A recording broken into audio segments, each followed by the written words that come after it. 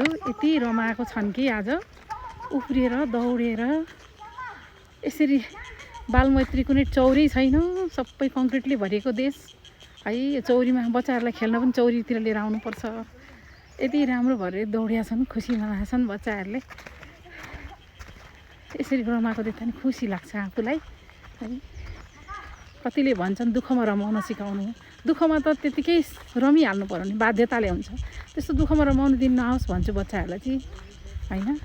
आफ्नो सन्तानलाई, आफ्नो परिवार, आफ्नो देशको जनताहरू खुसी नै भएर रमाउन् भन्ने लाग्छ नि त सबैलाई।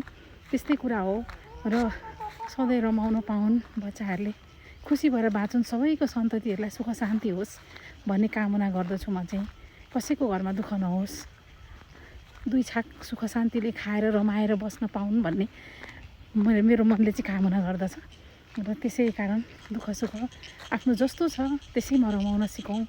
जिन्दगी सुन्दर छ, एक बार जन्मेको जिन्दगी फेरि दुबारा पाइन्छ पाइँदैन, पुनर्जन्म छ छैन, को भएर जन्मिन्छ थाहा हुँदैन।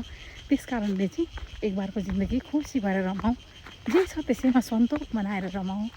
आजलाई यति नै मैले ब्लग टुङ्ग्याएँ है त, छोटो मिठो ब्लग। के टिप्नु